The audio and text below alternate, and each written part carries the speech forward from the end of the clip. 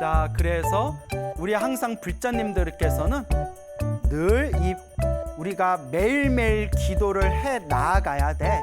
특히 지금처럼 특별한 백중기도 기간에는 나의 업장을 소멸하는 마음으로, 그리고 나와 인연 있는 영가들을 천도한다는 마음으로 기도에 더욱더 한번 집중해 보시기 바랍니다. 지금이 우리 사찰에서 백중기도가 한창 진행되어지고 있습니다. 백중기도라고 다 들어보셨죠? 자, 이 백중기도 아마 우리 불자 여러분들께서는 다들 잘 아시겠지만 그래도 간단하게 설명을 드리자면, 우리 석가모니 부처님의 제자분 중에서 신통제일 목련존자라고 있었습니다. 목건련이라고도 부르고 목련이라고도 부르죠. 이 목련존자께서, 이 목련 스님께서 이제 출가를 하시고, 그리고 열심히 이제 수행을 하셔서 깨달음도 얻고 신통력도 얻으셨는데, 이제 어머니가 세상을 떠났다는 그런 이야기를 듣게 됩니다. 그래서 신통력으로 우리 어머니가 어디 계시나 찾아봤더니 지옥에 떨어져 있는 것을 발견하게 됩니다. 그래서 쏘스라치게 놀라면서 어쩌다 우리 어머니가 지옥에 떨어지셨나, 그렇게 슬픔에 잠기게 되죠. 그러니까 그렇게 훌륭한 아들을 낳았는데도 역시 또 부모하고 자식하고 또 각자의 업이 다 다른가 봅니다. 그래서 어머니는 이렇게 훌륭한 아들을 낳았는데 그만 지옥에 떨어져 버리고, 지옥에 떨어질 정도로 못된 엄마의 밑에서 자라난 우리 목련 스님께서는 오히려 거룩한 성자 아라한이 되시고, 그러니까 참 인생이란 알다가도 모를 일입니다. 그래서 어떻게 해야 우리 어머니를 지옥에서 꺼내올 수가 있을까? 어머니를 지옥에서 구제할 수가 있을까? 이제 목련 스님이 온갖 신통력을 다 써가지고 어머니를 지옥에서 이렇게 이제 제도하고자 하는데도 어머니의 업보가 너무나 두꺼워서 이 목련존자의 신통력으로는 어머니를 그 지옥에서 꺼내오지를 못하는 겁니다. 너무나 답답하고 슬프고 너무나 괴로운 나머지 석가모니 부처님께 간절하게 청을 올립니다. 석가모니 부처님, 부처님의 신통력으로 우리 어머니를 지옥에서 구제해 주십시오라고 했을 때 석가모니 부처님께서 하신 말씀이, 신통의 힘으로는 저 지옥에 떨어진 그대 어머니를 구제하기가 힘들다. 그러면 어떻게 하면 되겠는가? 마땅히 하한거 3개월 동안 열심히 수행하신 스님들을 이제 모셔놓고 해제일에, 하한거 해제일에 이제 공양을 올리고, 그리고 스님들이 정성껏 염불하고 독경해 준다면 그 공덕의 힘으로 어머니가 지옥에서 구제되어질 것이다 라고 이렇게 이제 부처님께서 법을 설하십니다. 그래서 이 목련존자가 하한거가 해제하고 그날에 여러 스님들께 이제 공양을 올리고 부탁을 드려서 그 대중 스님들의 위신력으로, 대중 스님들의 그 가피의 힘으로 지옥에 떨어진 목련존자의 어머니를 이제 지옥에서 구제할 수가 있었다라는 이야기가 지금까지 전해지면서, 이렇게 우리의 불교에서는 백중기도를 굉장히 중요한 법회로서 우리가 전승하고 있습니다. 자, 그래서 지금 사찰에서도 이제 하한거 해제가 어느덧 코앞에 점점 다가오고 있지 않습니까? 그래서 아마 한창 지금 백중기도가 진행이 되고 있을 것이고, 하한거 해제일에 그 당일날에 이제 백중기도 회양이 이루어지면서 우리 인연 있는 모든 영가들을 극락왕생할 수 있도록 스님들이 그렇게 이제 공덕을 짓는 날이 백중의 진정한 의미가 되겠죠. 그래서 지금 한창 백중기도가 진행되어지고 있어서 그냥 오늘은 가벼운 마음으로 그 전설의 고향 같은 그런 재미난 영가천도에 대한 이야기, 천도에 대한 옛 이야기를 몇 가지 이렇게 재미나게 버무려 가지고 오늘 여러분들께 소개할까 합니다. 그러니까 오늘 그냥 전설의 고향 보는 느낌으로 그냥 편안하게 옛날 이야기 듣듯이 그냥 편안하게 여러분들이 이제 들어주시면 되겠습니다. 그 영가천도와 관련된 수많은 이야기가 불교설화에 굉장히 많이 전해지고 있습니다. 그래서 그 이야기들만 영가들을 천도했다거나 아니면 괴로운 곳에 떨어진 중생들을 이제 좋은 곳으로 천도한 그런 이야기들만 모아놓은 것만 하더라도 이루 헤아릴 수 없을 정도로 굉장히 많은 이야기들이 있는데요. 그 중에서 오늘은 또 몇 가지 이야기 여러분들께 전해드릴까 합니다. 당나라 시대 때 있었던 일입니다. 그 당나라 시대 때 명도라는 스님이 계셨습니다. 이 명도 스님은 평생 금강경을 독송하던 스님이었습니다. 매일같이 정성스럽게 금강경을 독송하고 간절하게 이 금강경을 항상 수행 삼아서 이 금강경을 외우던 명도라는 스님이 계셨는데, 어느 날 그 비둘기 한 마리가 싹 날라와서 그 집의 기둥 위에다가 새 둥지를 만들더니 거기다 알을 낳고 그 새끼 2마리를 이렇게 키우고 있었다고 합니다. 그래서 이 자비심이 가득한 명도 스님이 항상 매일매일 그 지붕 위에 새 둥지에 그 새 새끼 2마리, 새 새끼 앞에서 항상 이렇게 합장하시면서 새들아 새 새끼야 새 새끼야 새 새끼 하니까 이상하네요. 뭐 새 새끼니까 새 새끼야 새들아, 내가 금강경을 독경한 공덕으로, 매일같이 금강경을 독송하셨지 않습니까? 내가 금강경을 독송하는 공덕으로 무럭무럭 잘 자라거라, 무럭무럭 잘 크거라 라고 매일매일 그 지붕 위에 새둥지를 바라보면서 명도 스님께서 항상 합장하시고 축원을 해줬다고 합니다. 그렇게 매일매일 그 새들을 향해 가지고 새 새끼야 새 새끼야, 금강경을 독송한 이 공덕의 힘으로 너희들이 무럭무럭 잘 크거라, 잘 자라거라, 이렇게 이제 축원을 해줬는데, 어느 날 요 새끼들이 이렇게 날개짓 연습하다가 그만 새끼 2마리가 뚝 땅에 떨어져 가지고 그만 죽어버렸다고 합니다.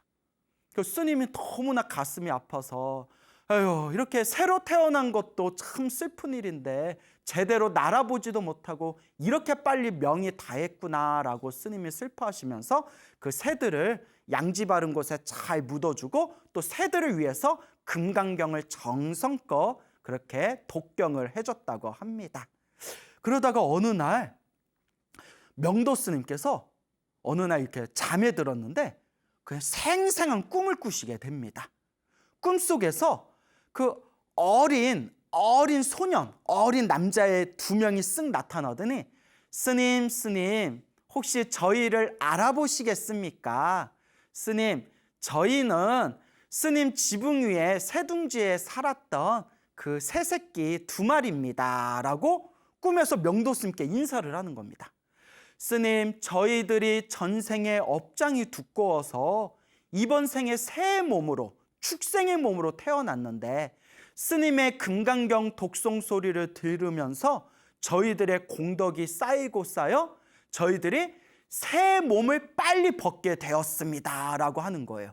그러니까 그 새 새끼 2마리가 뚝 이렇게 죽은 게 새 몸을 빨리 벗기 위해서 그렇게 빨리 이제 새의 어떤 명을 빨리 마치게 되었던 것이죠. 스님의 금강경 독경 덕분입니다. 스님, 그래서 저희들은 여기에서 저 동쪽으로 한 10리길 정도 지나서 한 마을에, 어디 마을에 저희들이 사람의 몸으로 이제 태어나게 되었습니다. 스님 너무 감사드립니다 하면서 그 어린 소년 2명이 꿈에서 싹 사라지는 겁니다.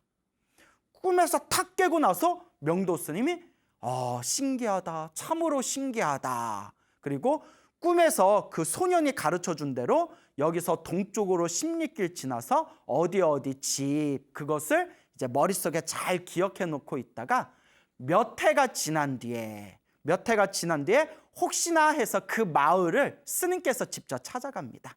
스님께서 이렇게 마을에 찾아가서 이렇게 두리번거리면서 집을 찾아보니까 아니나 다를까 어느 한 집에 쌍둥이 2명이 애들이 이렇게 앉아 있는 겁니다. 그래서 혹시나 해가지고 이제 스님이 뒤에서 뭐라고 불렀냐면 얘들아 새새끼야 이렇게 불렀답니다. 새새끼야 하고 불렀더니 애들이 자기를 불렀다는 걸 딱 알아챘다는 듯이 싹 스님을 쳐다보면서 마치 오래전부터 알고 지냈던 것처럼 아이들이 한박 웃음을 지으면서 스님을 보며 즐거워했다라는 그런 이야기가 전해지고 있습니다.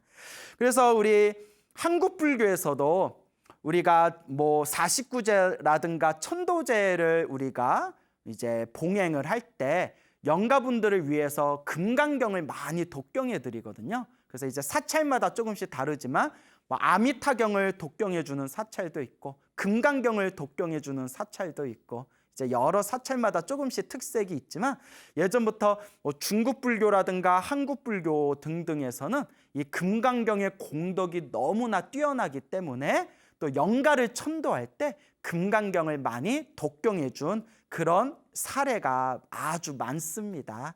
그래서 이와 같이 금강경 독경 소리를 옆에서 들은 그 공덕의 힘으로 이제 새 몸을 빨리 벗고 사람으로 태어난 그런 신비한 이야기가 지금까지 잘 전해지고 있습니다. 같은 당나라 시대 때 이야기입니다. 그 당나라 시대 때 오가구라는 이름의 사람이 살고 있었습니다. 이제 오가구라는 이름의 사람이 살고 있었는데 오가구에게는 부인이 있었습니다. 부인의 성씨가 왕씨였다고 합니다. 왕씨. 그래서 이제 왕부인이라고 불렸겠죠. 그래서 이 부인이었던 이 왕씨가 어느 날 갑자기 세상을 떠나게 됩니다. 그렇게 이제 세상을 떠나고 나서 약 3년 정도가 지났을 때, 3년 정도가 휙 지났을 때 어느 날 이 남편이었던 오가구의 꿈에 이 3년 전에 죽었던 왕씨 부인이 나타나는 겁니다.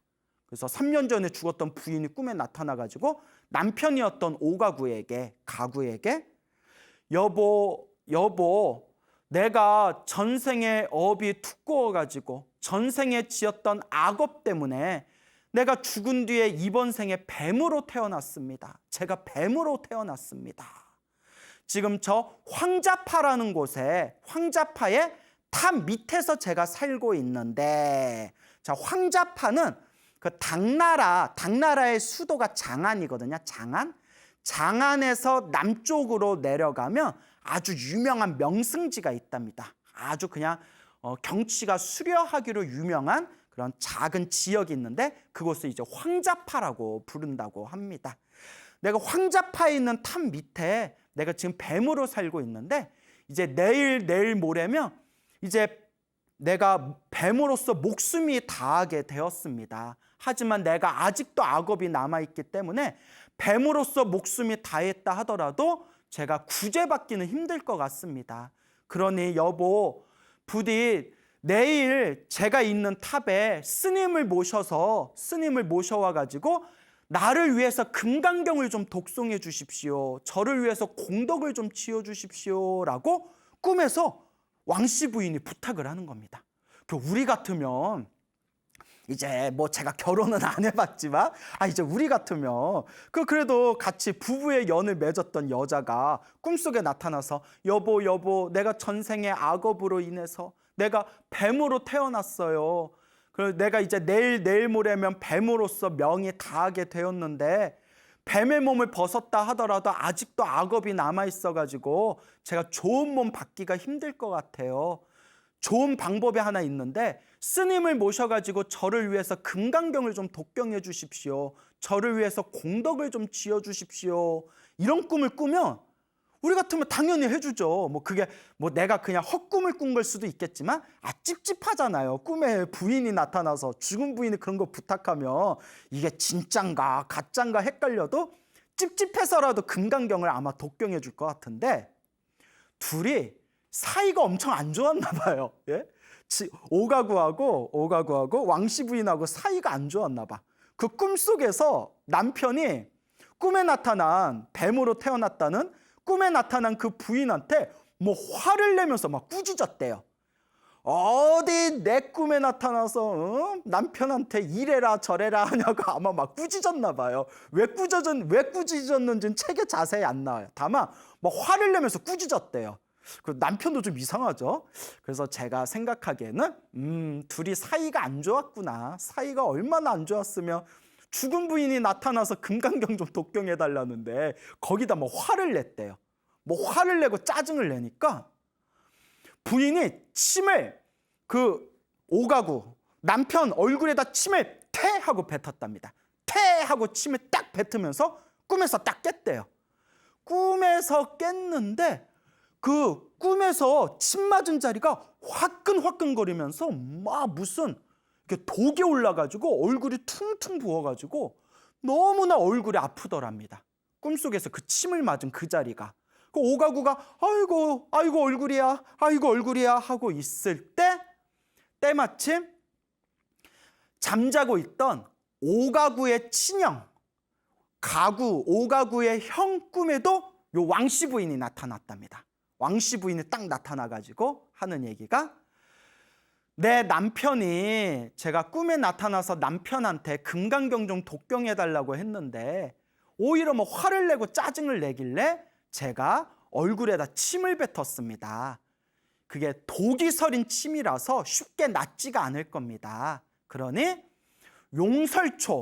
용설초라는 풀을 얻어다가 그걸 잘 찧어가지고 얼굴에 바른다면 효험이 있을 겁니다 하고 이제 오가구 친형 꿈에 딱 나타나서 그 얘기를 전한 뒤에 이제 싹 사라지는 거예요. 그러니까 이 오가구의 친형이 형님이 꿈에서 딱 깨고 난 뒤에 이게 무슨 꿈인가 하고 혹시나 해서 동생 오가구 집에 갔더니 아니나 다를까 오가구 얼굴이 퉁퉁 부어있잖아요. 이거 꿈이 진짠가 보다 싶어서 급히 사람을 시켜서 용설초라는 이제 풀을 얻어다가 잘 찧어가지고 이제 얼굴에다 발랐더니 그 도끼로 퉁퉁 부었던 얼굴이 싹 통증과 함께 싹 그냥 다 가라앉아 버렸답니다. 통증도 가라앉고 얼굴도 가라앉으니까 야야야 이거 진짠가 보다. 야야 이거 무시하면 안 된다. 큰일 난다 해서 부랴부랴 스님을 모시고 이제 황자파 그 꿈에서 왕씨 부인이 얘기했던 그 황자파 탑으로 갑니다. 그래서 황자파 탑으로 갈 때 가족들도 집안 식구들도 이게 뭔 일인가 싶어가지고 같이 줄줄이 따라옵니다. 줄줄 이렇게 줄줄이 따라오는데 그래서 황자파 앞에서 딱 이렇게 황자파 그 탑 앞에서 딱 이렇게 멈춘 뒤에 스님이 간절하게 정성스럽게 이제 독경을 해줬다고 합니다. 금강경 독경을 이제 끝날 때쯤 됐을 때 그 탑 부근에서 긴 뱀이 한 마리 쑥 나타나더니 가족들을 바라보면서 머리를 두리번 하더니 마치 인사하는 듯한 고개짓을 한 뒤에 그 자리에서 목숨이 다 끊어졌다고 합니다. 이 광경을 보고 나서 그 자리에 있던 오가구와 그 자리에 있던 가족들이 다들 놀라워하면서 이와 같이 불교에서 말하는 인과 업보가 분명히 있는 것이구나. 이와 같이 금강경 독송의 공덕이 참으로 뛰어나구나라는 것을 그 자리에서 다들 체험을 하고 난 뒤에 그 뒤로 오가구를 포함해서 오가구의 가족들이 모두 다 평생 동안 죽을 때까지 매일매일 금강경을 독송하면서 불법을 받들었다라는 이야기가 전해지고 있습니다. 그래서 옛날부터 이 금강경 독송에 대한 영험설화가 굉장히 많거든요. 그래서 우리가 항상 명심해야 되는 것이 불교는 인과법이지 않습니까? 모든 것은 내가 지은 원인대로 그 결과를 내가 받는다라는 인과어변의 가르침이 바로 불법의 핵심입니다. 그래서 우리 불자들은 항상 알게 모르게 내가 지금까지 살아오면서 알게 모르게 몸과 말과 생각으로 지었던 나의 이 업보들을 이번 생에 잘 닦아야 됩니다. 그래서 우리가 항상 알고 지었건 모르고 지었건 이 몸과 말과 생각으로 지었던 이 업보들이 내가 죽은 뒤에도 계속 따라다니기 때문에 내가 지었던 이 업보를 조금이라도 소멸하고 조금이라도 녹이기 위해서는 매일매일 기도하고 염불하고 수행해야 된다라는 것을 꼭 명심하시길 바랍니다. 그래서 이와 같이 금강경에 대한 아주 재미난 영엄설화가 불교설화를 찾다 보면 아주 많이 나옵니다. 자, 그리고 명나라 시대 때 있었던 일입니다. 자, 이제 당나라에서 이제 훌쩍 뛰어가지고 이제 명나라 시대 때 있었던 이야기인데, 그때 명나라 시대 때 성천이라는 스님이 계셨습니다. 성천이라는 스님이 계셨는데 평소에 항상 법화경을 매일매일 독송하면서 수행을 아주 잘하던, 수행을 열심히 하던 그런 스님이었다고 합니다. 그런데 어느 날 이 성천 스님이 머무르고 있던 절에 주동연이라는 사람이 찾아왔다고 합니다. 이 주동연이라는 사람이, 성이 주씨고 이름이 동연인가 봐요. 주동연이라는 사람이 이제 성천 스님을 찾아와서 스님, 오래전에, 몇 해 전에 저의 어머님께서 세상을 떠나셨는데 저의 어머니를 위해서 좀 독경을 해주십시오. 저의 어머니가 좋은 곳에 가시라고, 혹은 만약에 좋은 곳에 계시다면 더 큰 복을 누리시라고 저희 어머니를 위해서 독경을 해주십시오. 영가천도 독경을 좀 해주십시오 라고 이제 청을 올렸다고 합니다. 그래서 이제 성천 스님께서 그 주동연이라는 불자의 어머님을 위해서 정성껏 법화경을 독송했다고 합니다. 그래서 우리 불자님들 중에서도 뭐 법화경 독송하시거나 법화경 사경하시는 불자님들 굉장히 많으시죠?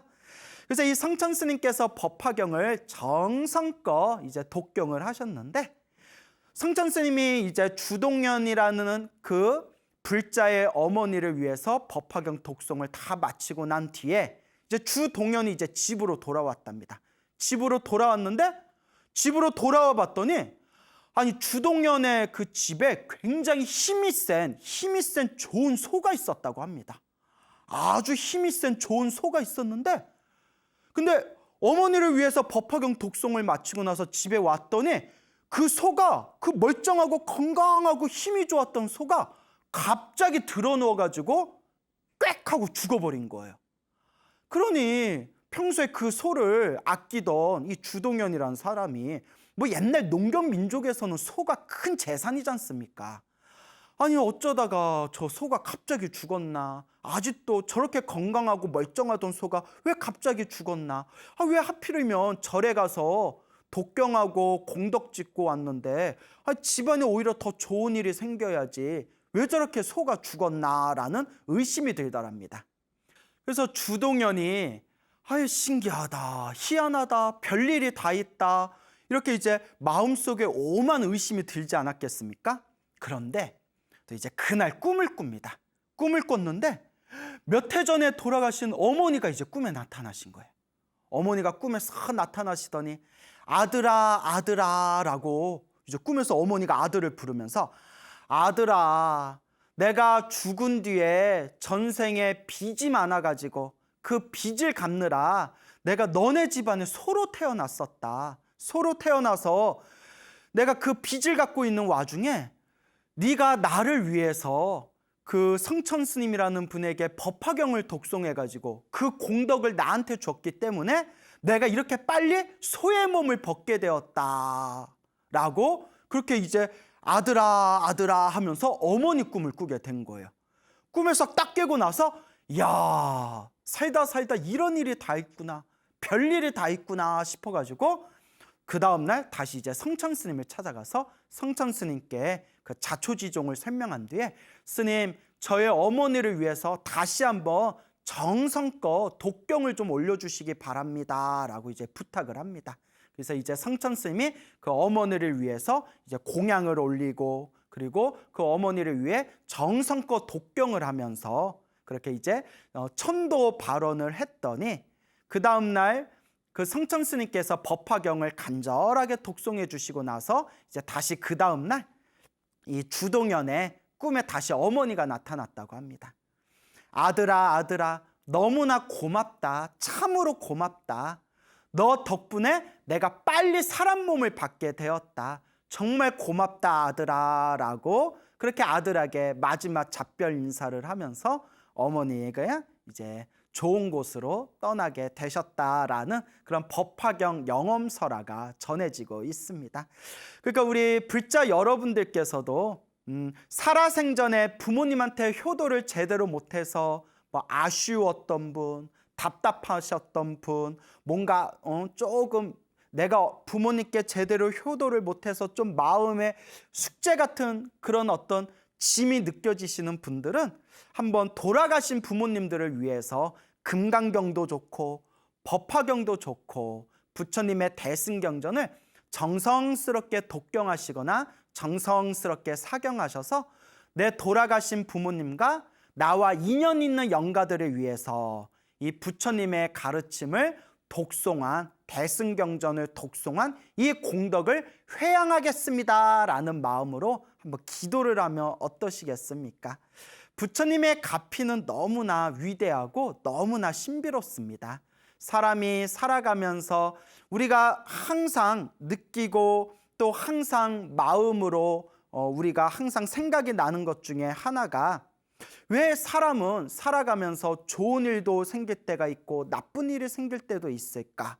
왜 어떤 사람은 행복하게 살아가고 왜 어떤 사람은 불행하게 살아갈까? 뭐 이런 여러 가지 또 의심들이 일어나지 않습니까? 불교에서는 이 모든 게 다 인과법이라고 합니다. 모든 것이 다 내가 지은 인연법, 모든 것이 내가 지은 원인과 내가 지은 결과에 의해서 펼쳐진 인과어변의 가르침이라고 합니다. 자, 그래서 이와 같은 관점에서 우리 불자 여러분들이 항상 명심하셔야 되는 게, 우리 중생들은 살아가면서 알게 모르게 몸과 말과 생각으로 수많은 업들을 지었기 때문에 항상 우리가 명심해야 되는 것이, 이번 생에 조금이라도 내가 지었던 나쁜 업이 있다면 그 업장을 소멸해야 되고, 그리고 더 나아가서 끊임없이 조금이라도 복을 짓고 선업을 짓고 공덕을 쌓을 수 있도록 노력을 해야 됩니다. 항상 여러분들이 늘 이 소나무를 보면서 귀가 따갑도록 듣는 이야기가 있죠? 행복도 불행도 내가 지은 업이다. 모든 것이 다 내가 지은 인연법이다. 내 운명을 아름답게 바꾸기 위해서, 내 운명을 더 행복하게 바꾸기 위해서 항상 기도하고, 그리고 항상 복을 짓고 항상 이 마음을 잘 써야 된다라는 것을 우리가 항상 명심해야 되겠습니다. 자, 그래서 우리 항상 불자님들께서는 늘 우리가 매일매일 기도를 해 나아가야 돼. 특히 지금처럼 특별한 백중기도 기간에는 나의 업장을 소멸하는 마음으로, 그리고 나와 인연 있는 영가들을 천도한다는 마음으로 기도에 더욱더 한번 집중해 보시기 바랍니다. 제가 지금 여러분들께 뭐 당나라 시대 때, 명나라 시대 때 그런 옛날 이야기들을 전해드렸는데, 이러한 비슷한 체험의 사례들이 지금 현대 이 순간에서도 펼쳐지고 있습니다. 그 어느 불자님께서 경험하신 이야기입니다. 그 어느 보살님이 계셨는데, 이 보살님께서 언젠가부터 꿈을 꿨는데 꿈자리가 항상 뒤숭숭하더랍니다.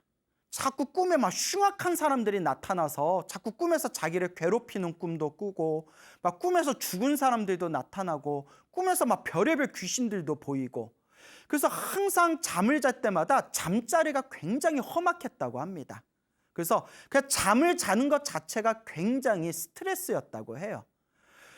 그리고 희한하게 그 꿈자리가 뒤숭숭해지면서 그게 1년이 지나고 2년이 지나고 3년이 지나면서 몇 년 동안 거의 매일매일 꿈자리가 뒤숭숭한 것도 막 스트레스가 받는데, 언젠가부터 자꾸 집안에 안 좋은 일들이 생기더래요.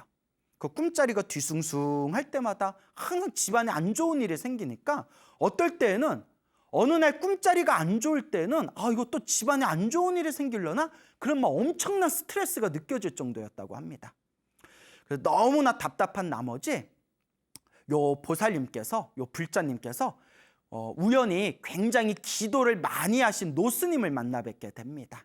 그래서 기도를 많이 하셨던 그 노스님을 이제 만나 뵙고 이런저런 이야기를 하다가, 이제 자기가 항상 꿈자리가 뒤숭숭하고, 그리고 꿈자리가 안 좋을 때마다 집안일에 자꾸 시끄럽고 막 속 끓는 이야기들이 막 그렇게 생긴다 이런 이제 말씀을 드렸더니 그 노스님이 이렇게 이제 고개를 끄덕끄덕거리면서 그 불자님 집안에 그 영가작용이 많은 것 같다. 그 집안 조상 쪽에 그 안 좋게 돌아가신 그런 영가들이 좀 많은 것 같다. 그러니까 보살님 그 지장경 기도를 좀 해보십시오라고 하면서 매일매일 지장경을 독송하고 매일매일 시간 낼 때마다 지장보살 연부를 열심히 하라고 그렇게 이제 당부를 하셨다고 합니다. 그리고 요 이제 보살님이 또 이제 전생에 성근이 있었는지 착한 뿌리가 있었는지 그 노스님 말씀을 듣고 그날로 열심히 지장경을 독경하고 그리고 시간이 날 때마다 항상 이렇게 지장보살 연부를 했대요. 근데 여러분 이게 중요한 게 있어요. 제가 소나무를 통해서 여러 번 말씀을 드렸지만 스님이 기도하라는 말 딱 듣고 열심히 기도하는 사람들은 정말 전생에 성근, 착한 뿌리가 있는 사람들입니다. 너무 업장이 두껍고 너무 업보가 두꺼운 사람들은 정말 기도를 해야 되는데도 기도를 안 해요. 그거 참 희한하죠? 기도를 안 합니다. 업이 두꺼운데 기도하기가 싫거나 기도에 대해서 믿음이 안 가거나 그땐 그냥 묻지도 말고 따지도 말고 그냥 기도하기가 싫어요. 그리고 또 기도를 하기는 하는데 자꾸 장애가 생겨요. 막 기도하면서 어떤 분은 기도하면서 자꾸 뭐 하품이 나온다는 분, 자꾸 뭐 짜증이 나고 화가 난다는 분, 어떤 분은 기도 좀 하려고 하면 그렇게 몸이 아프대요. 이것도 다 업보고 업장입니다. 자꾸 내가 기도를 못하게 나를 뒤흔드는 거거든요. 그 고비를 이겨내야 됩니다. 그래서 기도를 하면서 뭐 자꾸 이런저런 현상들이 일어날 때마다 아, 지금 내 업이 소멸되고 있는 과정인가 보구나. 이런 고비들을 이겨내야 내가 내 업장을 소멸하고 내 공덕과 내 선업을 더 쌓아나갈 수가 있구나라는 것을 마음속에 계속 중심을 세우면서 기도에 집중해야 됩니다. 하지만 전생에 착한 뿌리가 있으신 분들은 기도하는 것을 매일매일 즐거워하고 매일매일 습관처럼 매일매일 기도를 하시지만 정말 좀 업보가 두꺼운 사람들은 기도를 안 하거나 기도를 하더라도 제대로 집중을 못 하더라라는 것을 제가 수백 명의 불자들을 보면서 제 나름대로 그런 결론들을 얻게 되었습니다. 이건 또 제 얘기만 그런 게 아니라 그 기도 많이 하신 큰 스님들이 또 다 똑같은 말씀을 하셨어요. 야, 광우야. 정말 업장이 두꺼워서 기도해야 되는 사람들이 희한하게 기도를 안 한다. 그리고 기도를 하더라도 너무 업장이 두꺼우면 기도에 집중을 못하고 자꾸 낮아빠진다. 이런 얘기를 이제 옛 어른스님들께서 그렇게 지나가는 말로 툭툭 던지신 적이 있습니다. 참 묘하죠? 그래서 여러분들이 만약에 기도를 하는데 너무너무 집중이 안 되고 막 힘들고 짜증 날 때 내 업장이 녹고 있는 과정이구나. 이 고비를 넘겨야 내 팔자가 바뀌는 거구나 라고 중심을 딱 세우면서 매일매일 조금씩이라도 그 자신만의 기도에 집중하시길 바랍니다. 그래서 이 보살님이 매일매일 이제 지장경을 독송을 하시는데 그 지장경을 독경하고 지장보살 연부를 하면서 점점 꿈자리가 좋아지는 거예요. 예전에 일주일에 6번 악몽을 꿨다면 점점 일주일에 5번, 4번, 3번, 일주일에 한두 번 점점 이제 꿈자리가 편안해지니까 야, 이거 진짜 뭔가 있나 보다. 이거 진짜 효험이 있나 보다. 그래서 뭔가 마음의 맛을 느끼니까, 뭔가 체험의 맛을 느끼니까, 내면의 맛을 느끼니까 재미가 붙어가지고 더 열심히 기도하셨대요. 그렇게 더 열심히 기도를 하셨는데 그렇게 지장경을 한 몇백 독 정도 했대요. 몇백 독. 몇백 독이면 엄청난 거죠. 몇십 독도 아니고 몇백 독을 이제 지장경을 했는데 지장경 몇백 독 한 몇 년에 걸쳐서 했겠죠. 어느 날 꿈을 꿨는데 꿈에서 평소에 그 꿈에서 자주 보였던 그 흉악한 사람들, 막 그 귀신들, 막 그 죽은 사람들, 막 그런 이상한 악귀들이 다들 새 옷을 입고 깨끗한 새 옷을 입고 밥상을 차려놓고 밥을 맛있게 먹더니 다들 멀리 떠나는 꿈을 꿨대요. 그래서 꿈에 보이던 그 흉악한 사람들이 다들 이제 깨끗한 옷으로 갈아입고 그렇게 좋은 얼굴로 밥상에 차려진 밥을 맛있게 자신 뒤에 다들 멀리 떠나는 꿈을 꾸고 난 뒤에는 다시는 악몽을 꾸지 않으셨대요. 말 그대로 영가천도가 된 거죠. 그동안 알게 모르게 묵혀 있었던 머나먼 전생에서부터건 혹은 조상 대도로 묵혀 있었던 나와 인연이 있었던 영가들이 그렇게 다들 이제 좋은 곳으로 천도가 된 겁니다. 그러면서 그토록 자신을 괴롭혔던 그런 집안 안팎의 그런 여러 가지 안 좋았던 일들이 싹 사라지면서 너무나 크나큰 부처님의 가피를 체험하게 되었다라는 그런 불자분의 이야기가 있습니다. 참으로 신기한 일이 아닐 수가 없습니다. 예전에 오래전이었어요. 몇 년 전에 어느 보살님이 중년의 보살님이 계셨는데 좀 너무나 힘들고 괴롭고 답답한 일들이 있으니까 저한테 스님 어떻게 해야 되겠습니까? 라고 해서 업장을 소멸해야 됩니다 라고 하면서 그분한테 제가 지장경 백독을 하십시오 라고 얘기했어요. 한글로 번역된 우리말로 해석된 지장경 백독을 한번 해보십시오.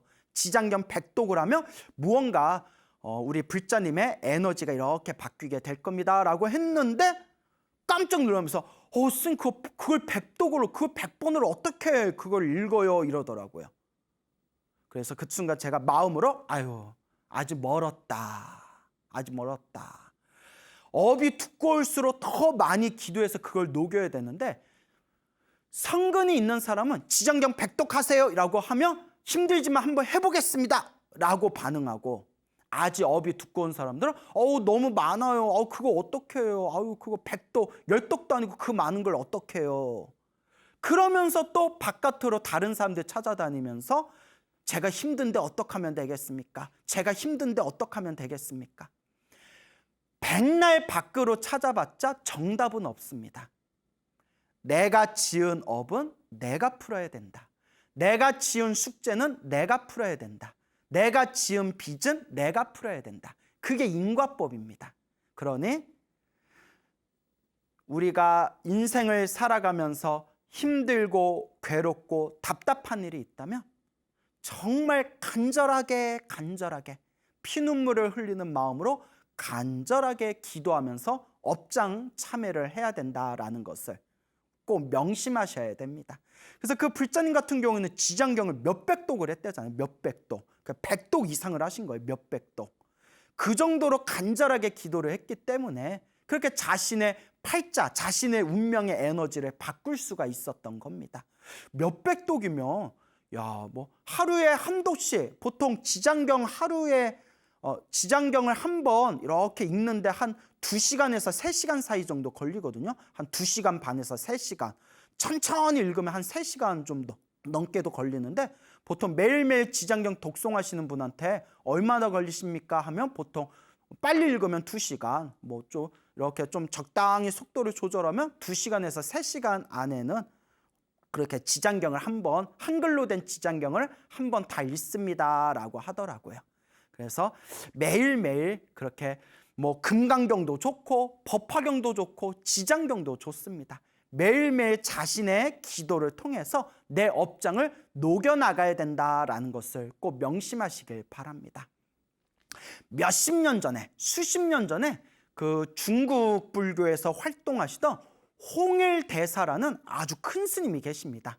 그 근대 중국 불교 4대 고승이라는 분이 있거든요. 그 4대 고승 중에 한 분이 바로 이 홍일대사라는 분이 계시는데 지금도 저 중국 불교나 대만 불교에서는 아주 존경받는 큰 스님이십니다. 이 홍일대사에게 친한 도반 스님이 있었답니다. 그 현진이라는 스님이 계셨는데 홍일대사의 친한 도반이었던 현진 스님이 출가 전에 지방을 관리하던 그 관리직에 있었다고 합니다. 근데 그 당시에 얼마나 도적대나 마적대들이 많았었지 않습니까? 그래서 지방 관리하는 관리직에 있으면서 그 도적대들을 소탕하게 되었는데 그때 원치는 않았지만 아무래도 도적대를 소탕하는 그런 와중에서 굉장히 수많은 좀 살생을 저지르게 되었다고 합니다. 그래서 어느 날 인생의 무상함을 느끼고 머리를 깎고 출가를 하셨는데 그 오뢰사라는 절에 머무르고 계셨답니다. 오뢰사.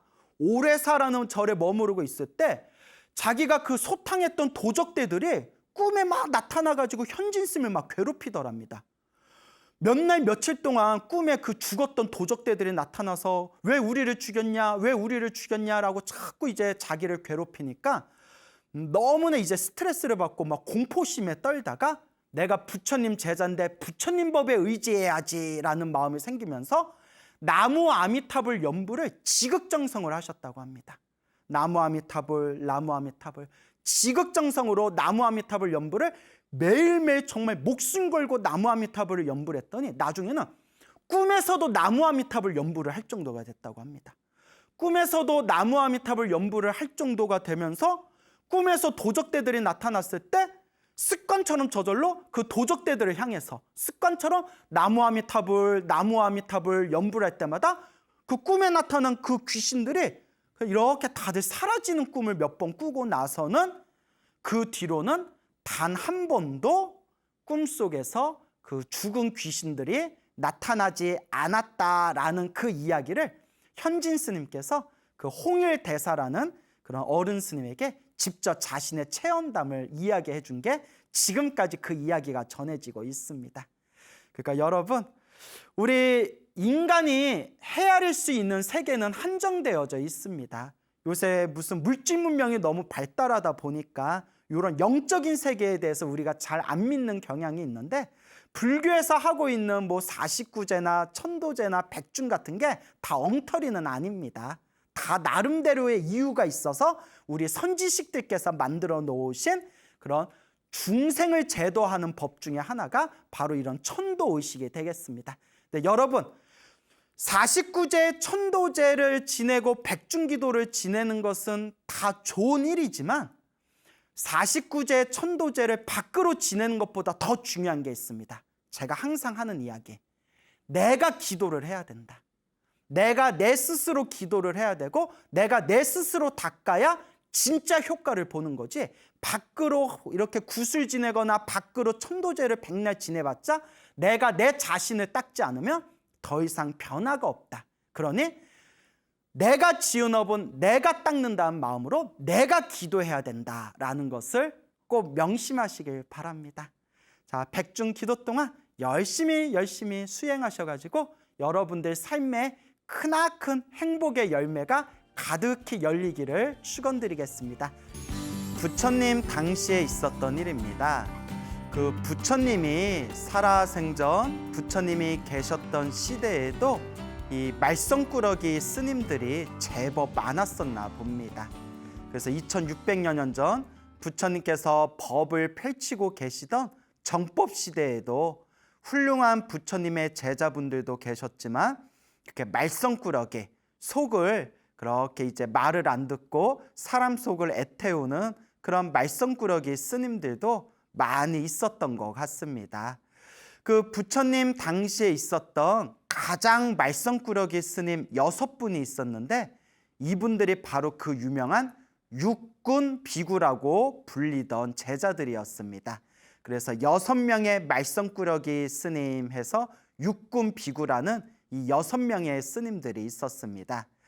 이 6명의 스님들, 육군 비구들이 이절저절 다니면서 또 이 마을 저 마을 다니면서 온갖 말썽을 부렸다고 합니다. 하루는 어느 마을에 공양간에 들어가서 스님들께 공양 올리기 위해서 만들어 놓은 마을의 공양간에 들어가서 그곳에서 온갖 난장판을 피면서 그렇게 사람들을, 스님들을 괴롭혔다고 합니다. 그래서 그 공양간에서 온갖 이렇게 말썽을 부리다가 거기서 이제 소문이 아주 안 좋게 나기 시작하니까 많은 스님들이 이제 그 마을의 공양간에 가기를 이제 다들 마음으로 이렇게 멀리하게 되고 또 두려워하게 되었다고 합니다. 그래서 하루는 스님들이 도저히 안 되겠다 싶어가지고 부처님께 찾아가서 저 육군 비구들이 이 마을 저 마을 다니면서 이절저절 다니면서 온갖 말썽을 부리고 있습니다 라고 말씀드렸더니 부처님께서 크게 꾸짖으면서 다음과 같이 말씀하십니다. 그대들이여, 잘 듣거라. 말을 잘한다고 해서 지혜로운 사람이 아니다. 평화롭고 미움이 없고 두려움을 주지 않는 사람, 진정 지혜로운 사람이다 라고 부처님께서 가르침을 설하셨습니다. 불교는 지혜의 종교, 불교는 지혜의 가르침입니다. 그러면 이 지혜라는 것은 무엇일까요? 그리고 우리는 어떻게 해야 지혜롭게 살 수 있는 것일까요? 부처님께서 지혜롭게 사는 방법에 대해서 팔만대장경에서 그 모든 가르침을 자세히 자상하게 설하셨습니다. 그리고 저 말썽꾸러기 육군 비구들을 향해서 말을 잘한다고 해서 지혜로운 사람이 아니다라고 부처님께서 꾸짖으시면서 지혜로운 사람은 평화롭고 미움이 없고 나아가 다른 사람에게, 남에게 두려움을 주지 않는 사람, 다른 사람들을 편안하게 해주는 사람, 그런 사람이 바로 진정 지혜로운 사람이다라고 말씀하셨습니다. 불교의 가장 중요한 핵심 가르침은 바로 자비입니다. 그래서 불교란 무엇입니까? 불교의 핵심은 무엇입니까? 라고 질문을 하면 한결같이 지혜와 자비입니다 라는 대답을 이제 저희들이 곧잘 하고는 합니다. 그래서 지혜와 자비는 하늘을 날아다니는 새와 같다고 합니다. 새는 두 날개가 있기 때문에 저 허공을 자유롭게 날아다닐 수가 있는 겁니다. 만약에 두 날개 중에서 날개 하나만 꺾여버려도 저 하늘을 자유롭게 날 수가 없습니다. 그와 같이 불교에 있어서 지혜와 자비라는 것은 저 하늘을 자유롭게 날아다니는 새의 두 날개와 같습니다. 그래서 하나라도 빠져 있으면 그것은 진정한 불교의 가르침이 될 수가 없습니다. 지혜와 자비가 마치 하늘을 날아다니는, 저 하늘을 자유롭게 날아다니는 저 새의 두 날개와 같다. 그와 같이 불교에서도 가장 중요한 핵심은 바로 지혜와 자비이다. 그리고 수레에 비유하기도 합니다. 옛날에는 수레, 말이 끄는 수레에 바퀴가 두 개가 달려 있었다고 합니다. 양쪽에 하나씩 두 개가 달려 있었는데 만약에 바퀴에 하나만 빠져버려도 그 수레는 말이 아무리 힘이 세다 하더라도 수레가 이렇게 제대로 올바르게 수레가 나아갈 수가 없게 됩니다.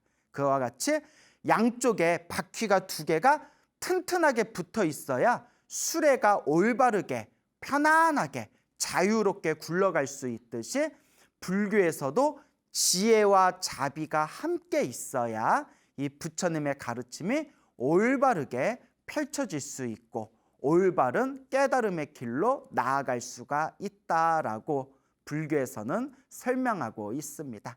그래서 불교는 지혜의 가르침, 지혜의 종교이면서 궁극적으로 모든 존재들에게 자비를 펼치는 바로 자비의 종교이기도 합니다.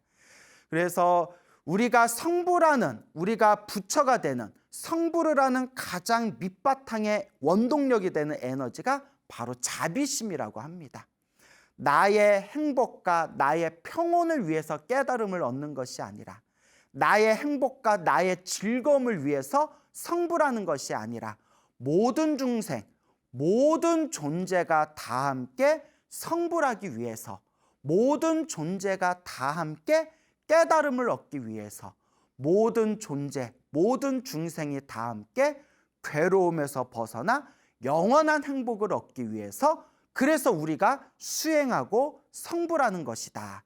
그 밑바탕에는 모든 존재에 대한 자비심이 이제 밑바닥에 담겨져 있는 것입니다. 근데 이제 흔히 우리 선배 스님들이 그런 이야기를 하셨습니다. 우리 중생들은 너무나 이 업이 두껍기 때문에 이 인간이 가지고 있는, 그러니까 중생이 가지고 있는 근원적인 번뇌가 바로 나에 대한 집착이라고 합니다. 나에 대한 집착, 내 것에 대한 집착.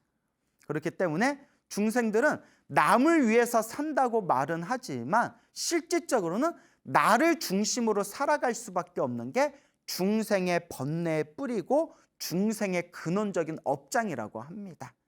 그래서 이제 선배 스님이라든가 또 주변에 있는 그 많은 이제 수행자분들께서 하시는 말씀이 사람들한테 널리 자비를 베풀지 못해도 좋으니까 민폐나 끼치지 말아라, 그런 얘기를 이렇게 곧잘 하시고는 합니다. 자비를 베풀지 못할 망정, 괜히 거창하게 자비를 베풀겠다, 거창하게 남을 돕겠다, 그렇게 거창하게 마음에 이상만 크게 부풀리기 전에 뭐부터 하지 말아라? 민폐부터 끼치지 말아라. 그래서 우리 주변에 보면 자기 딴에는 자기가 좋은 일 한다고 착각하면서 사실 결과적으로는 주변 사람들한테 민폐 끼치는 그런 분들이 은근히 많습니다.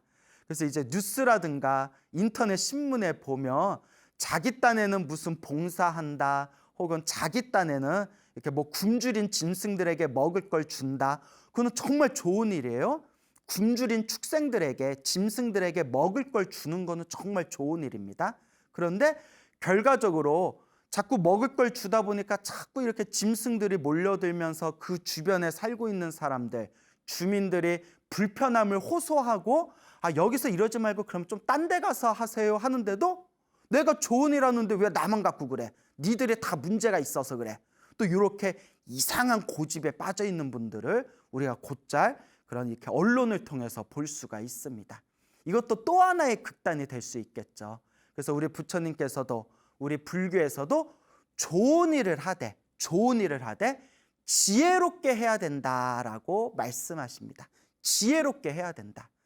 내가 내 어리석은 고집에 빠져서 나는 좋은 일 한다고 그렇게 고집 부리면서 결과적으로는 같이 살고 있는 사람들한테 폐를 끼치게 된다면 그것은 좋은 일이, 진정한 지혜로운 좋은 일이라고 부를 수가 없겠죠. 그래서 좋은 일을 해나가되 지혜롭게 해야 된다. 근데 그 지혜롭게 산다는 것이 정말 어려운 일입니다. 그래서 부처님께서는 다른 사람들에게 함부로 대하고 말썽을 피우고 다른 사람들에게 민폐를 끼치는, 폐를 끼치는 육군 비구들을 향해서 크게 꾸짖으면서 하시는 말씀이, 진짜 지혜로운 사람은 어떤 사람이냐? 평화롭고 미움이 없고 다른 사람에게, 남에게 두려움을 주지 않는 사람, 다른 사람들을 편안하게 해주는 사람, 이것이 바로 지혜로운 사람이다라고 따끔하게 부처님께서 지적하신 겁니다. 그래서 우리가 항상 마음 공부를 할 때 처음에는 잘 안 돼요. 제가 항상 여러분들에게 말씀드리지만 우리 중생은 시작 없는 옛적부터 지금까지 살아오면서 몸과 말과 생각으로 지은 업의 습관이 있어요. 그 업의 습관을 업습이라고 불러요. 업습. 그래서 우리는 이 습관에 구속되어져 있는 존재이기 때문에 처음에 불교를 공부했다고 해서 처음부터 갑자기 사람이 확 변하지를 않습니다. 심지어 10년, 20년, 30년을 수행해도 화내고 짜증내는 이 성격을 아직도 버리지 못하는 경우가 많거든요.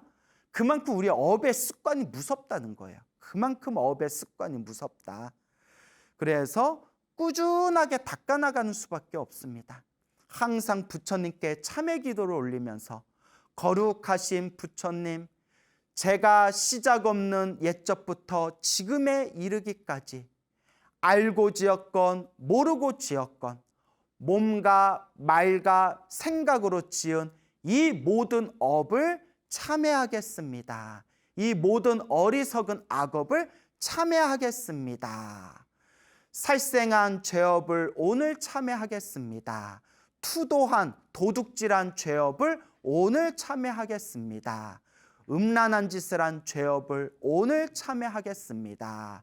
그래서 천수경에 나오는 시박참회라고 있잖아요. 살생중죄 금일참회, 투도중죄 금일참회, 사음중죄 금일참회, 망어중죄 금일참회, 기여중죄 금일참회, 양설중죄 금일참회, 악구중죄 금일참회, 그 다음에 이제 탐욕을 일으키고 성냄을 일으키고 어리석음을 일으켰던 탐해중재 금일참회, 진해중재 금일참회, 치암중재 금일참회. 그래서 이렇게 끊임없이 우리가 지었던 이 업에 대해서 우리는 매일매일 참회하는 자세가 필요합니다. 이와 같이 부처님의 가르침을 닦아 나아가면서 조금씩이라도 내 자신을 변화시켜 나가는 것입니다. 그래서 능엄경 같은 경전에서도 머리에서 일어난 이성적으로 일어나는 번뇌는 순식간에 없앨 수 있지만, 순식간에 끊어낼 수 있지만, 오랫동안 닦았던 습관은 점점 닦아야 된다. 그런 이제 말씀이 있고요. 또 보조국사 진울스님 같은 경우에도 마음으로는 내가 부처라는 걸 분명히 알았지만 그래도 수없는 과거 전생에서부터 지었던 이 업의 습관들이 있기 때문에 이 업의 습관은 점점 수행을 통해서 닦아나가야 된다라고, 그래서 이런 우리 중생들의 이 깊은 그 끈끈한 업의 습관에 대해서 이렇게 지적하시는 내용들을 찾아볼 수가 있습니다. 가장 좋은 거는 깨달음을 얻자마자, 완전히 깨달음을 얻자마자 그 자리에서 번뇌망상이 다 사라지고 모든 업의 습관까지 싹 사라지면 좋은데 사실 그러기가 쉽지가 않거든요, 우리 중생들은. 그래서 쉬지 않고 포기하지 않고 꾸준히 조금씩이라도 꾸준히 닦는 마음이 필요하다라는 것을 항상 마음에 염두를 두셔야 됩니다. 그래서 제가 늘 불자님들께 드리는 이야기지만 석가모니 부처님도 원래는 우리와 똑같은 어리석은 범부 중생이었다고 합니다. 석가모니 부처님도 원래는 우리와 똑같은 어리석은 중생이었고 탐욕과 성냄과 어리석음이 가득한 그런 평범한 중생이었지만 꾸준히 닦아서 아승직업을 닦아서, 아승직업, 중생의 숫자로 헤아릴 수 없는 기나긴 시간을 아승직업이라고 합니다. 이 아승직업을 한 번도 아니고 두 번도 아니고 세 번을 굴리셨다는 거예요. 인간의 숫자로 헤아릴 수 없는 기나긴 시간을 세 번을 굴릴 동안 꾸준하게 닦아서 저렇게 위대한 부처님이 되셨다.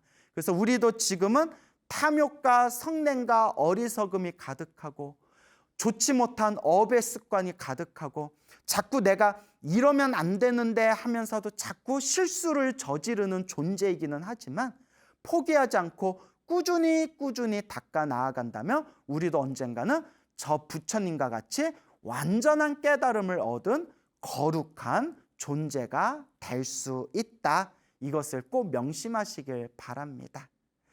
자, 그래서 또 부처님 당시에 있었던 일입니다. 부처님 당시에 수많은 제자분들이 있었는데 그 수많은 제자분들 중에서도 이렇게 연배가 높거나 덕이 높으신 분들을 장로라고 부릅니다. 장로. 우리가 장로라고 표현하면 저 타종교 교회 다니시는 분들 뭐 장로라는 표현 있지 않습니까? 근데 여러분 원래 장로라는 단어가 불교, 한문 불교 용어입니다. 우리 흔히 뭐 예배합시다, 여러분 예배 드립시다 라고 표현 쓰죠. 예배라는 단어가 원래 불교 한문 용어입니다. 원래 불교 용어고요. 뭐 천당, 지옥 이것도 다 원래 불교 경전에 있는 내용들입니다. 그래서 장로라는 말도 원래 덕이 높으시거나 연배가 높으신 그런 큰 스님을 원래 장로라고 부르게 됩니다.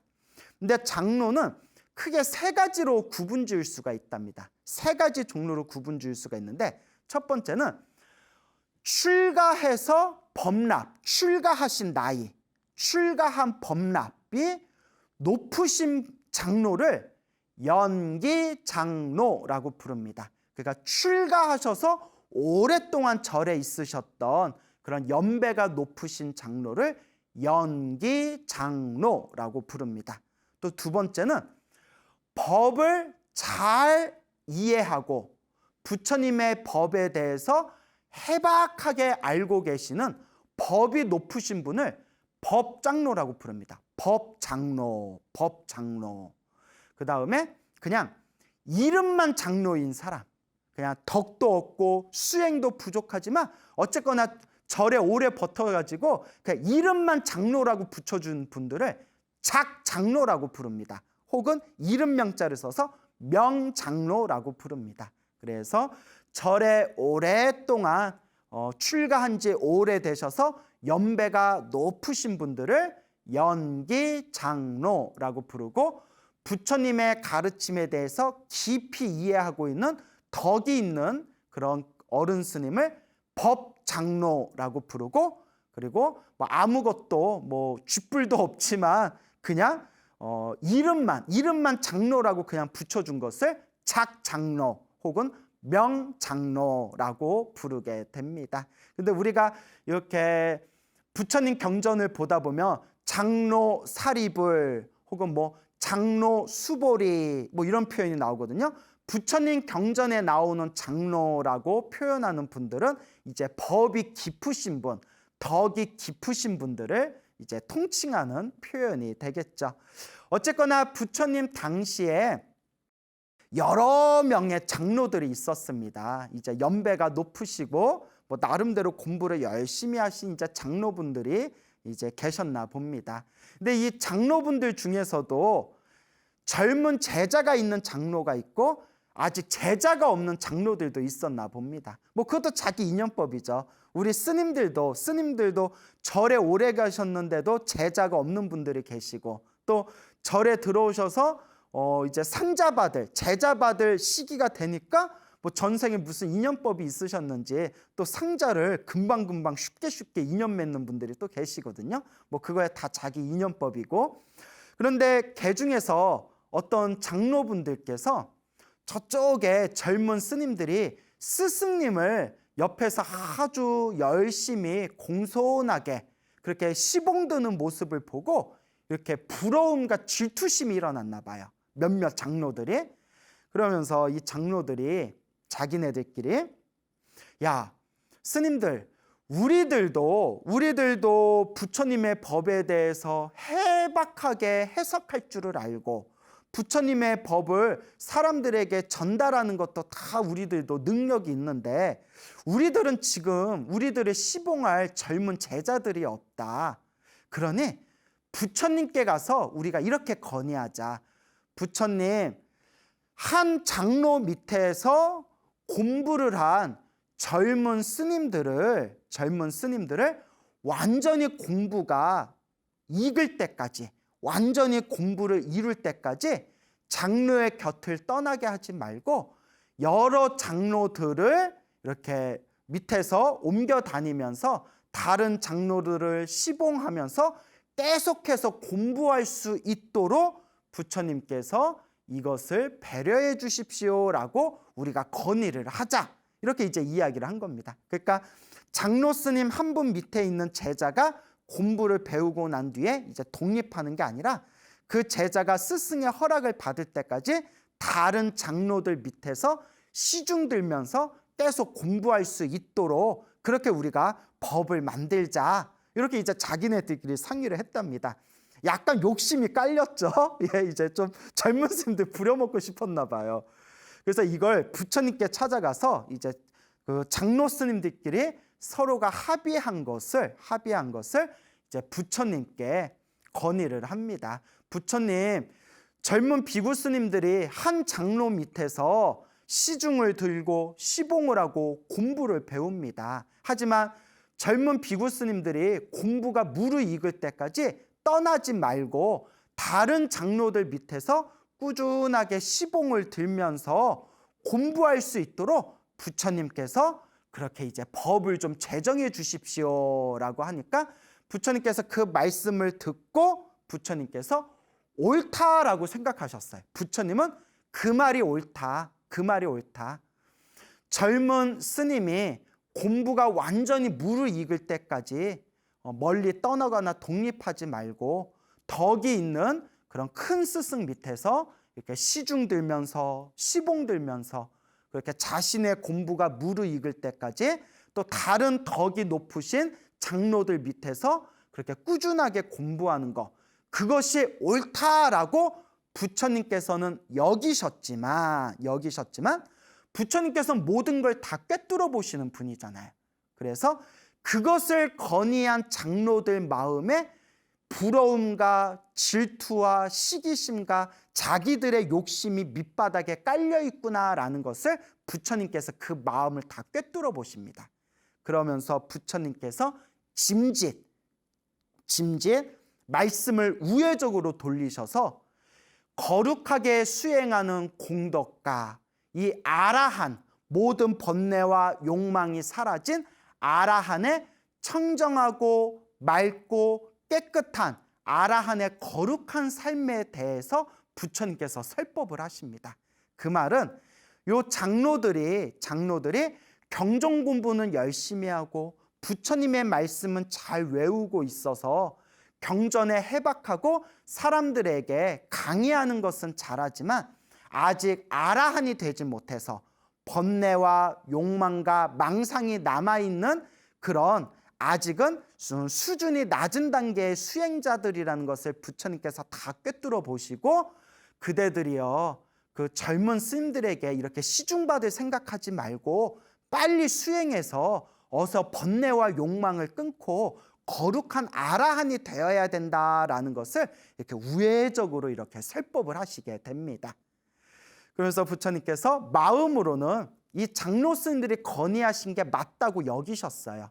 젊은 스님들이 독립하지 말고 그렇게 덕이 있는 스님들 밑에서 시중 들고 시봉 들면서 자신의 공부가 무르익을 때까지 장로 스님들을 이렇게 시봉해야 된다. 하지만 부처님께서 그것을 건의한 장로 스님들 밑바탕에 그 욕망이 있다는 것을 꿰뚫어 보시고 거룩한 아라한의 삶에 대해서 이제 설법을 쫙 펼치십니다.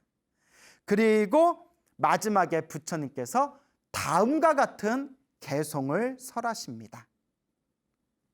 말을 잘하고 겉모습이 잘생겼어도 질투하고 인색하고 교활한 사람은 훌륭한 사람이 아니다. 이런 허물을 뿌리째 뽑아버리고 성냄을 없앤 지혜로운 사람, 진정 훌륭한 사람이다 라고 부처님께서 개송을 설하셨습니다. 자, 부처님께서 하신 말씀, 그대들이요 말을 잘하고 또 겉모습이 멋있고 잘생겼다 하더라도 그런 사람이 훌륭한 사람이 아니다. 그러니까 그런 사람이 진정한 장로가 아니다.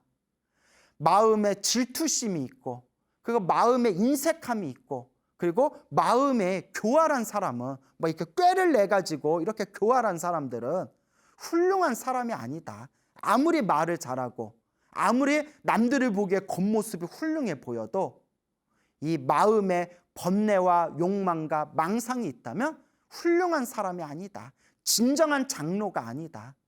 이런 망상을, 이런 허물을 뿌리째 뽑아버리고 그 미세한 밑바닥에 있는 그 번뇌 그 한 뿌리조차도 남김없이 다 뽑아버리고 탐욕과 성냄과 어리석음을 모두 없앤 성냄을 없앤 지혜로운 사람, 이것이 바로 진정 훌륭한 사람이고 이것이 진정 가장 훌륭한 올바른 의미의 장로이다.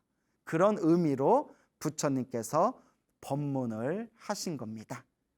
자, 이와 같이 우리 중생들이 우리 스스로의 마음을 이렇게 살펴보면 우리 마음에 일어나고 사라지고 일어나고 사라지는 우리 마음의 이 흐름을 살펴보면 요 마음의 흐름 그 순간순간의 마음의 작용 그 밑바탕에는 항상 나라는 게 있습니다. 나, 내 거, 내 거. 그러니까 번뇌가 있는 중생은 이 세상을 살아가면서 근원적으로 나를 중심으로 해서 살아갈 수밖에 없는 겁니다. 그게 바로 번뇌의 힘입니다. 하지만 완전한 깨달음을 얻고 번뇌와 욕망이 사라진 거룩한 성자는 내 것이라는 게 완전히 소멸해 버렸다고 합니다. 정말 놀랍지 않을 수가 없습니다. 과연 정말 나와 내 것이라는 걸 완벽하게 소멸할 수 있는 그런 깨달음의 경지가 있을까요? 부처님께서는 분명히 있다고 하셨습니다. 그리고 나와 내 것이라는 걸 완벽하게 소멸한 거룩한 성자들을 아라한이라고 부르셨고, 그리고 한 걸음 더 나아가서 모든 중생들의 깨달음, 모든 중생들과 다 함께 성불하겠다는 원력으로 수행하는 대승의 수행자, 보살들은 나를 위해서 살아가지 않고 오롯이 남을 위해서 살아간다고 합니다. 그래서 보살사상, 대승 보살사상의 가장 핵심이라고 일컬어지는 보현행원품이라는 가르침이 있습니다. 보현행원품, 아마 절에 다니시고 불교 공부 좀 하신 분들은 다 한 번씩은 들어보셨을 겁니다. 이 보현행원품이라는 가르침이 있는데, 이 보현행원의 가르침에 대해서 성철 스님께서도 이 보현행원이 가장 불교에서 중요한 핵심 사상이다라고 수없이 말씀을 하셨습니다. 그러면서 성철 스님께서도 깨달은 자는 어떤 삶을 사는가, 깨달음을 얻은 자는 보현행원의 삶을 살게 된다라고 말씀하셨습니다. 그러면서 이 보현행원의 삶이란 무엇인가? 오로지 남을 위해서 사는 것, 오로지 남의 행복을 위해서 자신의 모든 것을 내려놓고 남의 행복을 위해서, 남을 위해서 살 수 있는 것, 그게 바로 보현행원의 정신이다라고 말씀을 하셨습니다. 우리같이 번뇌와 망상이 가득한 중생들은 아직은 꿈도 꾸지 못할 그런 심오한 그런 깨달음의 세계고, 자비, 대자 대비의 마음의 세계입니다. 그렇지만 우리도 이렇게 꾸준히 마음을 닦고 닦다 보면 우리 내면에서도 저절로 모든 중생들의 행복을 위해서, 모든 중생들의 깨달음을 위해서, 모든 중생들과 다 함께 성불하기 위해서 내가 마음을 닦아야 되겠구나라는 보현행원의 원력이 언젠가는 우리 밑바탕에서 자연스럽게 올라올 날이 있을 것입니다. 자, 이와 같이 부처님께서는 항상 우리 중생들에게 항상 가장 중요한 것은 이 마음을 닦는 것, 그리고 이 마음을 깨치는 것, 그리고 이 마음을 잘 다스리고, 그리고 이 마음을 잘 깨치고 닦은 이 마음의 지혜와 자비의 힘으로 널리 중생들에게 공덕을 펼치는 것. 그래서 우리가 부처님의 말씀을 모아놓은 팔만대장경을 한 글자로 만들면 마음심자가 된다고 하지 않습니까? 마음심자. 결국 이 마음을 어떻게 깨쳐야 될 것인가? 이 마음을 어떻게 닦아야 될 것인가? 이 마음을 어떻게 다스려야 될 것인가? 결국 이 마음의 문제, 이 마음이 불교에서 가장 중요한 화두가 될 것입니다.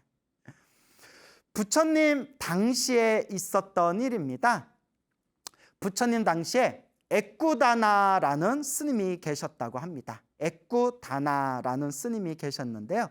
이 액구다나 스님께서 이제 멀리 이제 대중 스님들을 떠나서 혼자 깊은 숲속에 들어가서 숲에서 홀로 오로지 깨달음을 위해서 수행하고 정진하고 계셨다고 합니다.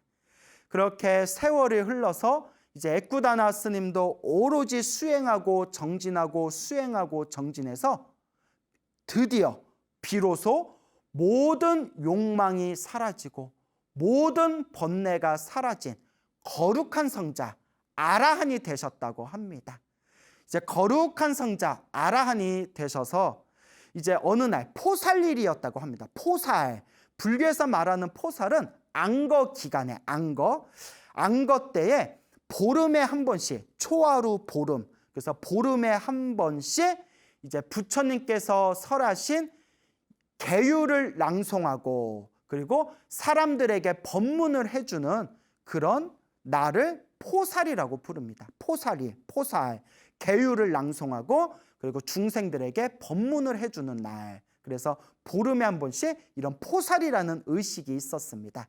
그래서 부처님께서 나의 제자 비구들은 마땅히 포살을 준수해야 된다. 포살을 엄격하게 지켜야 된다라는 부처님의 말씀을 받들어서 비록 자기가 숲속에서 혼자 있었어도 혼자이면서도 항상 보름에 한 번씩 이 포살을 지켰다고 합니다. 그래서 포살 때가 되면 이제 당신께서 만들어 놓은 자그마한 법상 위에 올라가서 법상에서 혼자서 계율을 낭송하시고 또 실제로 아무도 듣는 사람이 없는데 실제로 이제 법문을 듣는 사람이 있다라고 생각하고 혼자서 이렇게 법문을 하셨나 봅니다.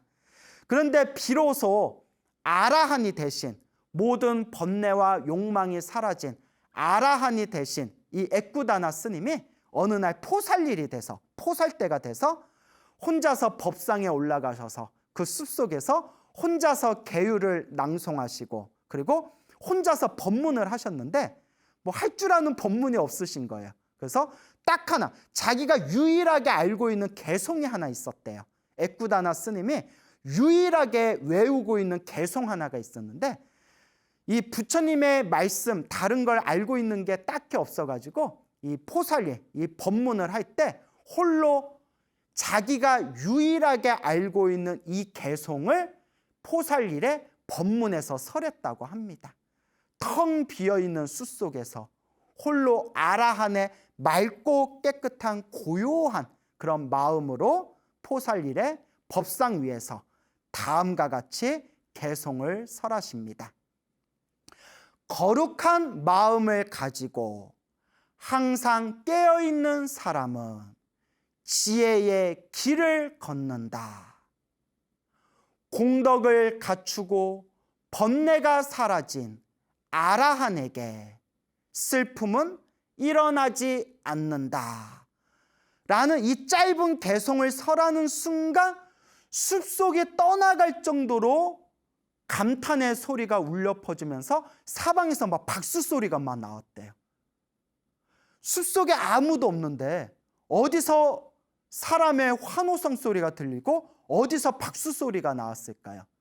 그 숲의 나무에서 살고 있는 목신들, 목신, 나무에 붙어 사는 신들, 목신들이 비록 사람 눈에는 보이지 않지만 깊은 숲속에 살고 있는 나무의 신, 목신들이 아라한이신 애꾸다나 스님의 그 거룩한 개송, 하나의 개송을 듣는 순간 다 함께 감동하면서 다 함께 환호성을 지르면서 다 함께 이제 박수를 보내면서 그 애꾸다나 스님에게 공경 예배의 마음을 올렸다고 합니다.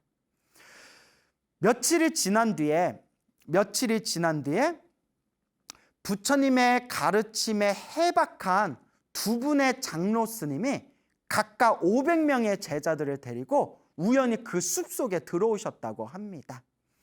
각각의 장로 두 분이 500명의 제자들을 데리고 왔으니 이제 1000명의 비구 스님들이 모여 있었겠죠. 그래서 각각의 경전에 해박하신 두 분의 장로 스님께서 500명의 이제 제자들을 데리고 모두 합쳐서 1000명이겠죠. 숲속에 이제 들어와서 홀로 수행하고 있는 애꾸다나 스님과 이렇게 대화를 나눕니다. 애꾸다나 스님과 대화를 나누는데 애꾸다나 스님이 아라한이라는 걸 전혀 모르고 있었던 거예요. 거룩하신 아라한인 걸 모르고 보니까 뭐 숲에서 평생 숲에서 거의 살다시피 했으니 얼마나 뭐 꾀죄죄 했겠어요. 예? 그 꾀죄죄하고 나이도 들어 보이고 이렇게 대화 나눠 보니까 부처님 경전에 대해서 많이 알고 있는 것 같지도 않고 그냥 사람 좋아 보이는 평범한 노스님인가 보다 이렇게 생각하고 그냥 아무렇지도 않게 그냥 서로 대화를 나누고 있는데 애꾸다나 스님이 아이고 스님들 잘 오셨습니다. 그렇잖아도 오늘이 포살이지 않습니까? 오늘 함께 우리 계율을 낭송하고 오늘 좀 법문을 해주십시오 하니까 이 두 분의 장로 스님들께서 아니 여기 법문 들을 신도들이 누가 있다고 법문을 합니까? 하니까 아닙니다. 제가 포살일에 제가 법문을 했더니 여기저기서 다 함께 박수를 치면서 다 함께 환호성을 질렀습니다. 아니 누가요? 나무에 살고 있는 목신들이 박수를 치고 환호성을 지르고 다 함께 공경 예배하였습니다. 그러니까 두 분의 장로 스님이 이 스님 좀 이상하다. 목신이? 나무의 신들이? 그래가지고 어쨌거나 포살일이니까 부처님께서 정하신 법규대로 이제 법상에 올라서 계율을 낭송하고, 계율을 낭송하는 걸 마친 뒤에 한 분의 스님이 부처님의 경전을 외우면 옆에 있는 한 분의 장로 스님이 그 부처님 경전의 말씀을 하나하나 해석하는 그런 법문의 시간을 가졌답니다. 그래서 두 분의 장로 스님이 너무나 경전에 해박하셔가지고 부처님의 거룩한 말씀을 암송하고 그 암송한 부처님의 말씀을 옆에서 자세하게 해석을 해줬는데, 한참의 법문이 끝나고 난 뒤에도 아무런 박수 소리가 들리지 않는 거예요. 그러니까 두 분의 장로 스님들이 에이 에꾸다나 스님, 뻥을 치고 있어요. 박수 소리 들리지도 않는데 왜 뻥을 쳐요? 그랬더니 에꾸다나 스님이 아닙니다. 제가 왜 스님들한테 거짓말을 하겠습니까? 아닙니다. 그럼 제가 한번 해보겠습니다.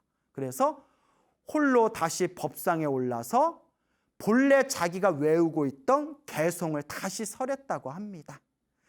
다시 이 에꾸다나 스님이 개송을 한번 딱 설하는 순간 보이지 않는 나무의 신들, 목신들이 우레와 같은 박수를 치면서 다 함께 환호성을 질렀다고 합니다. 이 소리를 들은 두 분의 장로 스님과 그 두 분 장로 스님의 밑에 있던 1000명의 제자들이 기분이 상한 거예요. 자존심이 상하고 너무나 기분이 언짢은 거예요. 그러면서 와, 진짜 목신들이 사람 차별하고 있구나. 나무의 신들이 사람을 차별하고 있구나. 우리 거룩하신 장로 스님들은 부처님의 경전에 저렇게 해박하시고 이렇게 해설을 자세하게 해주셨는데 저렇게 꼬질꼬질 나이 들어 보이는 저 스님이 겨우 개송 한번 설한 것 같고 이렇게 박수치고 환호성을 지르다니 이거는 너무나 불공평하다. 아, 여기 목신들이 텃세 부리는구나. 이제 이렇게 막 기분을 언짢아했대요. 야, 목신들이 같이 살고 있는 저 에꾸다나 스님은 그냥 개송 한번 외운 것 같고 막 박수 쳐주고, 외부에서 잠깐 온 우리 큰 스님이 법문한 거는 박수도 안 쳐주고 본천만척도 안 하고 너무나 텃세 부리고 너무나 불공평하구나 하고 기분들이 다들 언짢은 거예요. 그래서 부처님이 계신 사원으로 다시 돌아온 뒤에 부처님께 이 모든 자초지종을 설명했다고 합니다. 부처님께 그 에꾸다나 스님의 숲속에서 있었던 일들을 부처님께 그대로 고했더니 부처님께서 이 모든 걸 다 꿰뚫어 보시고, 아, 이 장로 스님들과 이 1000명의 비구 스님들은 저 숲속에 살고 있는 에꾸다나 스님이 거룩한 아라한인 줄도 모르고 이러한 어리석은 실수를 저질렀구나라고 부처님께서 모든 걸 다 꿰뚫어 보신 뒤에 그 두 분의 장로 스님들과 그 밑에는 각각의 제자 500명들 합쳐서 1000명의 비구 스님들에게 자세하게 자상하게 법을 설하십니다. 그리고 마지막에 부처님께서 다음과 같은 개송을 설하십니다. 그대들이여, 말을 유식하게 한다고 법을 지닌 사람이 아니다. 법문을 적게 들었어도 몸과 마음으로 이해하고 법을 잊지 않고 실천하는 사람, 진정 법을 지닌 사람이다. 법문을 적게 들었어도 몸과 마음으로 이해하고 실천하는 사람, 그런 사람이 바로 진정 법을 가진 사람이다 라고 부처님께서 개송을 설하셨습니다.